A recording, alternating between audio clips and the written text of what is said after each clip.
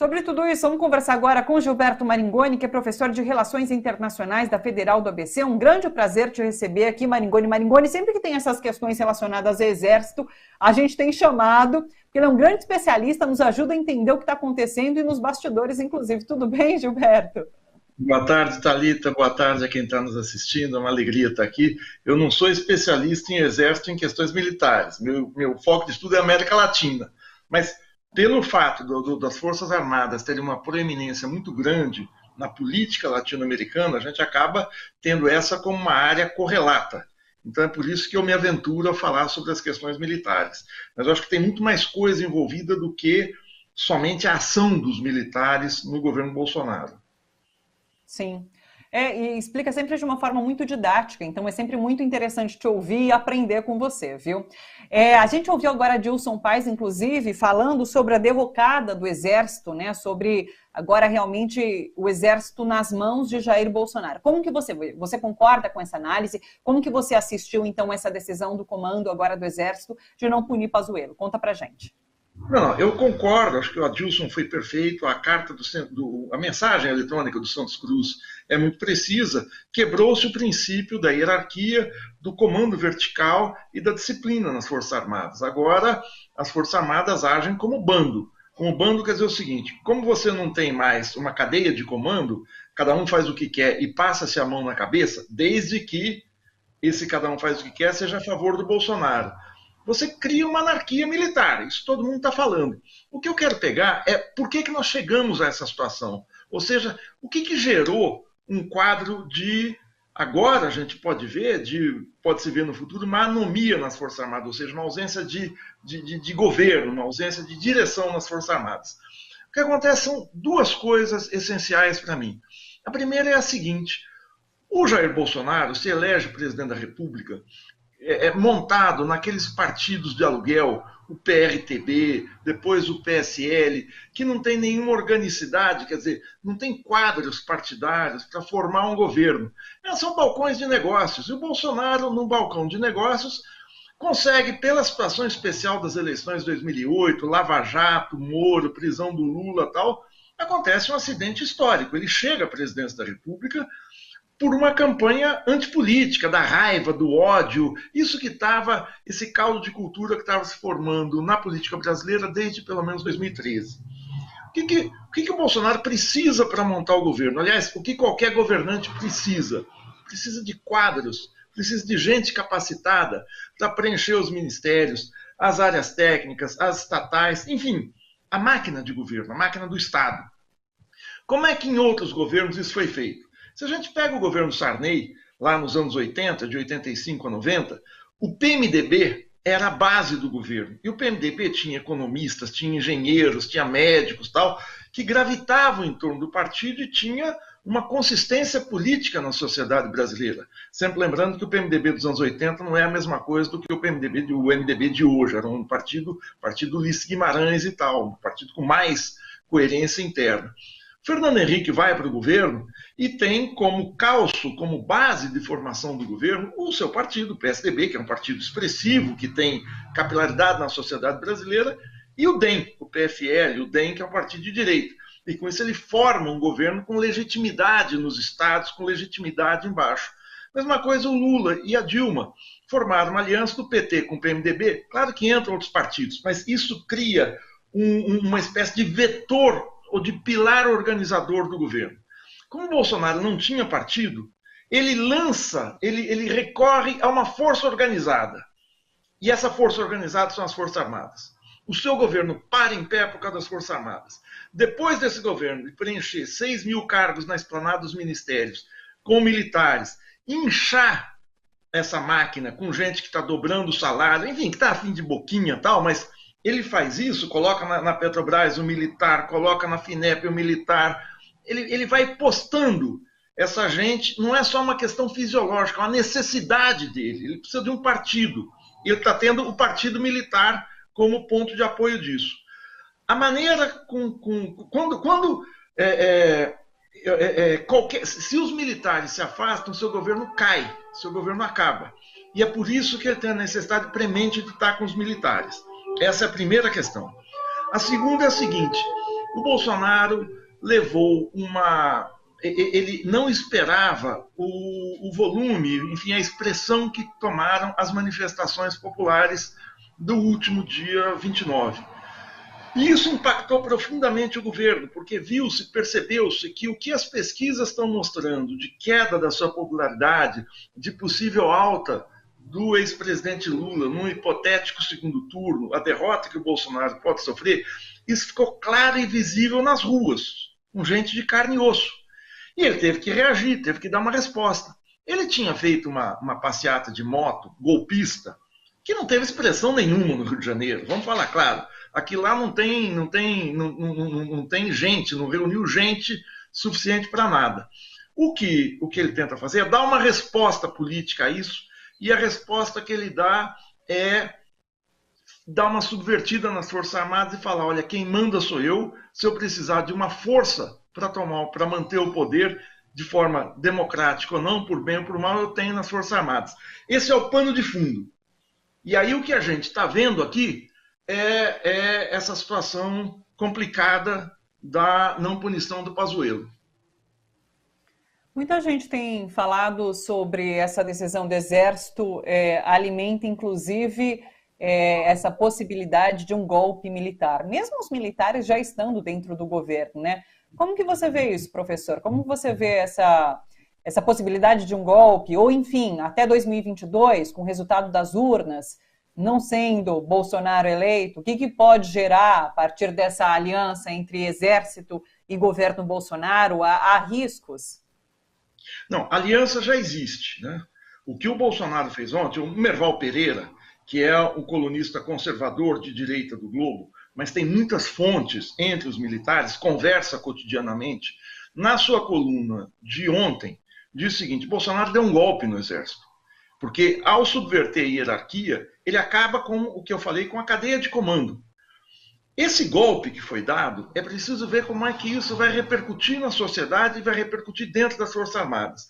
Possivelmente, nós vamos continuar com essa situação de generais, de oficiais falarem em off que estão descontentes, que isso foi um absurdo, que olha só, vejam só, ou de generais já reformados, ou seja, generais que não estão mais comandando tropa, generais aposentados, como o Santos Cruz, como o Sérgio Echegóin e outros, vai falar que isso é um absurdo, que isso não se pode fazer e tal. Mas os militares da ativa não vão tomar nenhuma posição, porque eles vão estar quebrando o que resta de algum tipo de organicidade, que é o comando do presidente da República. Aliás, eles ficaram num dilema. Esse general Paulo Sérgio, pelo jeito, eu não o conheço, estou vendo pela imprensa, é alguém muito fraco como comandante. Aliás, ele se desmoralizou como comandante, porque agora ele não comanda a tropa, ele não comanda o alto comando, e qualquer sargento, como a gente viu, essa live feita há alguns dias aí por um deputado governista, uma live de um sargento pedindo aumento de soldo. Aquele policial no interior de Goiás tentando prender, com base na Lei de Segurança Nacional, um professor. Ou a escandalosa repressão em Recife durante os atos, fora do controle, ninguém sabe quem foi e tal, isso vai se tornar regra. O ex-vice-presidente do Costa e Silva, Pedro Aleixo, em 1968, quando foi editado o ato institucional número 5, ele falou o seguinte, que ele não estava preocupado, o ato institucional número 5, a gente está vendo, está sabendo aí porque muita gente repete, foi um golpe dentro do golpe, quando o regime se torna, ele patrocina a censura à imprensa, ele patrocina prisões arbitrárias e tortura. E o Pedro Aleixo, no ato, na sessão que foi apresentado às 5, falou, me preocupa uma questão, não é o autoritarismo de cima, mas é o guarda na esquina que vai se sentir com liberdade para fazer qualquer coisa que lhe dê na telha. E tem uma espécie de salvo-conduto para isso. O policial de Goiás, do interior de Goiás, é o guarda da esquina. Ele vai se sentir muito empoderado e nada vai acontecer com ele. E se algo acontecer, ele vai dizer, opa, mas espera lá, o general Pazuello fez o que eu fiz. Ele não está cumprindo ordem de ninguém. Esse é um processo de privatização do Exército. O Exército deixa de ser uma força de Estado, muita gente está falando isso, e passa a ser uma milícia privada do Bolsonaro. Alguém falou em tom de blague, em tom de piada, numa rede social hoje, que não vai dar muito tempo, o Exército vai estar vendendo gato net, vai estar vendendo proteção para os comerciantes e gás superfaturado nos bairros. Eu acho difícil, porque milícia tem cadeia de comando, tem chefe. Se você não obedece o chefe, o sujeito morre. O Exército precisa melhorar para virar milícia. Para virar Exército, precisa se reinventar depois do que está acontecendo. Muita gente falou, o fato do Exército estar com o Bolsonaro, políticos de direita no início do governo diziam o seguinte, vai ser bom, porque os generais são uma força de Estado e vão dar uma pacificada nesse destrambelhado que assumiu a presidência. Aconteceu o contrário. O destrambelhado está destrambelhando as Forças Armadas. Isso é gravíssimo, não só para o Exército, mas gravíssimo para o país, que precisa de uma força de defesa disciplinada, profissional, capaz de acorrer a defesa do país em situações extremas. Não tem isso. O comandante do Exército, inclusive o Paulo Sérgio, disseram que ele teve a oportunidade de punir minimamente que fosse ali Pazuello, mas ele teria seguido um ordenamento do próprio Braga Neto, né, que é ministro da Defesa, e agiu, enfim, para agradar o presidente Bolsonaro. Diziam, inclusive, que se Paulo Sérgio tivesse tomado uma decisão contrária, seria um motivo para trocar novamente o comando do Exército, né? Mas mostra que ali está todo mundo muito bem alinhado, essa decisão mostra isso. Mostra que está alinhado, mas desmoralizado, né? Porque o Paulo Sérgio ele está alinhado ao governante de turno. Isso não pode. Você não pode ter. Tem algumas áreas do Estado que devem seguir políticas de Estado, né? A primeira delas são as Forças Armadas. Elas não servem esse ou aquele governo. A outra é, por exemplo, o Itamaraty, o Ministério das Relações Exteriores. Existe uma série de políticas dentro do Itamaraty que a voz do chanceler, a voz do ministro das Relações Exteriores, tem que ser replicada e seguida na representação que o país tem na ONU, nas diversas embaixadas pelo país. Você não pode ter uma política determinada para a Argentina e outra completamente diferente para o Paraguai. Estou dizendo, claro, cada país é um país, mas eu estou dizendo que uma diretriz tem que ser única. Agora está liberado, qualquer área de governo pode fazer, qualquer um pode fazer o que quiser. A gente teve uma situação perigosa desse tipo, de desobediência, de fragmentação das Forças Armadas, quando a União Soviética se desfez em 1991. O país estava numa crise, imerso numa crise econômica brutal, uma crise de desgoverno, era o período do Boris Yeltsin, que não comandava nada, e que era uma notícia corrente aqui no Ocidente, que chefes de bases aéreas pelo país alugavam jatos supersônicos para milionários europeus e americanos quebrarem a barreira do som. Quer dizer, ia com o piloto, ele ia de copiloto, pagava lá seus $10 mil por um passeio e fazia isso. Quer dizer, se o país precisasse juntar numa esquadrilha, numa força aérea de ataque ou de defesa, Vocês viram que a minha gata passou por aqui. Precisasse, de repente, se defender de um ataque externo, não tinha essa condição. Isso foi revertido no governo Putin. Nós estamos perigando chegar naquela situação que a Rússia chegou no início dos anos 80. Isso é muito grave para o país. Não é uma questão interna das Forças Armadas. E a gente tem que ter um exército. As pessoas falam, tem que respeitar o exército. Sim, mas o exército tem que se dar o respeito. Não está se dando. O slogan do exército é braço forte e mão amiga. O braço não é forte. A gente está vendo. É forte com os fracos. É forte para oprimir o povo. É forte para ter brilhante úlcera nos seus quartos. Torturadores. Oprimir o que eles chamam de inimigo interno. E não é mão amiga. Quer dizer, uma anarquia dessa não é mão amiga de ninguém. Você tem centenas de milhares de mãos, cada uma fazendo o que lhe dá na telha. Maringoni, só uma última pergunta, porque eu sei que você tem horário também. Queria que você comentasse essa notícia que vem do Uruguai, com a condenação de militares que participaram da tortura durante a ditadura militar, depois caiu, né, a lei da anistia lá no Uruguai, que possibilitou então essa condenação. E a gente sabe que tudo que a gente trata sobre exército hoje, sobre forças militares, de alguma forma é resquício mal resolvido ali do que foi a ditadura militar no Brasil, né?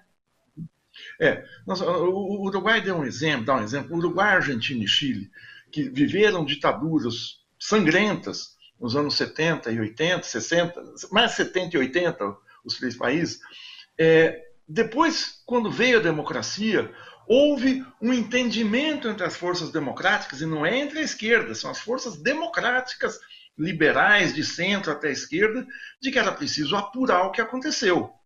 E em apurando, a justiça comum teria que julgar esses militares. E vários, na Argentina, o Jorge Videla praticamente morreu na cadeia, o Pinochet foi preso na Espanha, mas vários da cadeia de comando, da repressão interna e da tortura, foram presos. É o que está fazendo o Uruguai agora. Isso é muito bom para a democracia, isso não é arbitrário, ninguém está perseguindo ninguém. Está fazendo o que qualquer Estado democrático faz. Cometer um delito, a justiça julga. Aqui no Brasil, os governos que vieram depois do fim da ditadura em 85, nenhum conseguiu ter, eu não sei qual foi o problema político, nenhum decidiu apurar profundamente, a não ser a presidenta Dilma, que fez uma comissão da verdade, cujo trabalho ficou pela metade. Sem isso, essa extrema-direita no interior das Forças Armadas se sentiu à vontade para investir contra a democracia. Você falou em golpe no início. Eles ainda não deram um golpe contra a democracia. Houve um golpe interno ao Exército. Mas nós estamos vivendo uma situação perigosa. Eles não têm força. Eles estão isolados na sociedade. A agressividade deles até vem do isolamento. A minha gata passou aqui agora. Põe essa gata, que é toda tranquila, que vem aqui fazer carinho, pedir carinho e tal, bota ela no canto e começa a espizinhar ela. Ela bota as garras para fora, mesmo estando fraca, mesmo sabendo que eu sou muito maior que ela. Vai me agredir, vai me arranhar. Essa gente está agindo assim. Eles estão acuados, estão perdendo legitimidade, estão contra a parede e estão ficando muito mais agressivos.